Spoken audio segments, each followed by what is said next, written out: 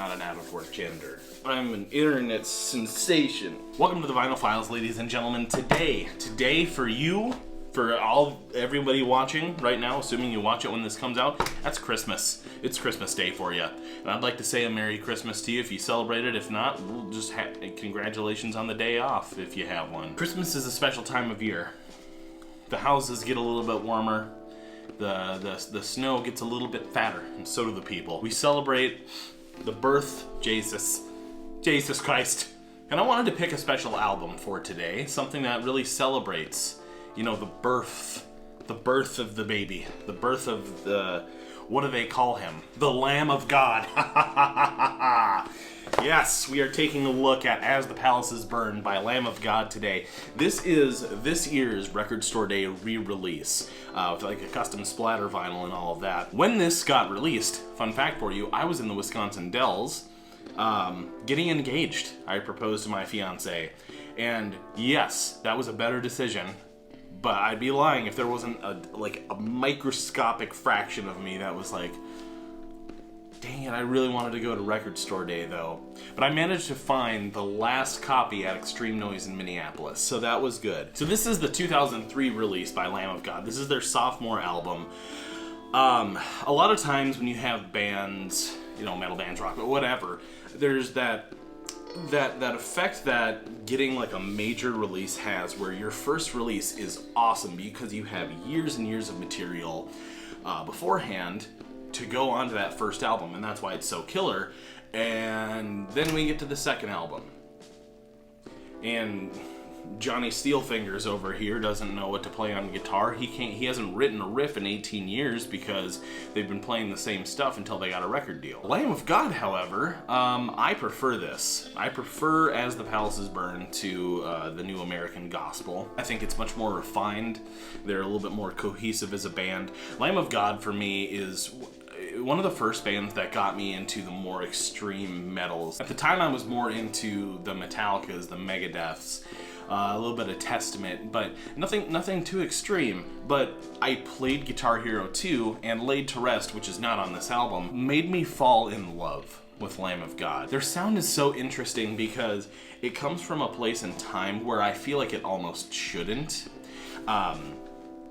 It's kind of like if Meshuggah decided to simplify their timing. That's what Lamb of God reminds me a lot of, which is a compliment. I love Meshuggah. Lamb of God definitely has the groove factor that I think to be a widely loved metal band you need to have. There's a reason why Metallica is the biggest metal band arguably in the world.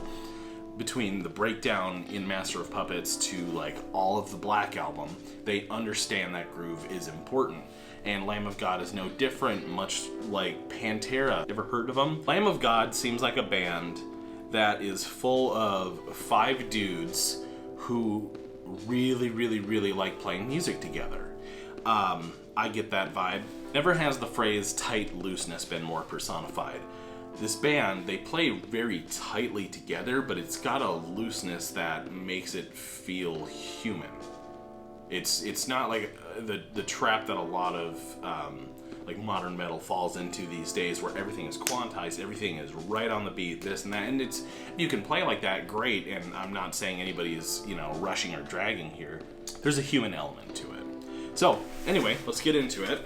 Lamb of God, As the Palaces Burn. Some standout tracks on here: Ruin, As the Palaces Burn, The 11th Hour, yeah, For Your Malice, Boot Scraper, A Devil in God's Country, In Defense of Our Good Name, Blood Junkie, Vigil. I think I just named every track on here pretty much. This album rules. This album absolutely rules. If you don't listen to Lamb of God and you like metal music, congratulations, this is your new favorite band. It's certainly one of mine. So opening it up here, let's see. So this is the sleeve that it came in. It's got lyrics and a photo on it. I don't like to keep my records in these sleeves. It's not really great for them. It's a little 10th album, or 10th anniversary album dedication. Because this came out in 2003, and it was remastered in 2013, and this is just a special colorway release of that. Taking a look at the album itself, I put it in a plastic-lined sleeve here. Look at that beauty. Gorgeous. Simply gorgeous. It plays great. I think this is, you know, pretty standard weight vinyl.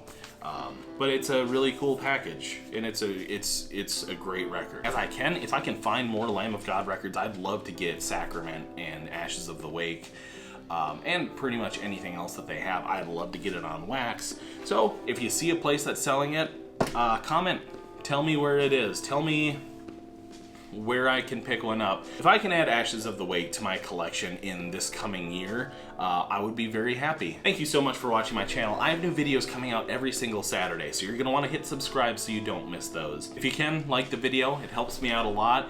And comment, tell me what records I should be checking out. Last week, somebody showed me the Sharecropper's Daughter by Sarok, and yeah, I really, really like that album. So eventually I'd like to pick that up. And yeah, you have a merry whatever you celebrate, a Merry Christmas if that's your thing. Dance naked in the woods if you're celebrating the solstice that was 4 days ago. It's never too late to dance naked in the forest. Just make sure no kids are around. We'll see you next time. Thanks for watching.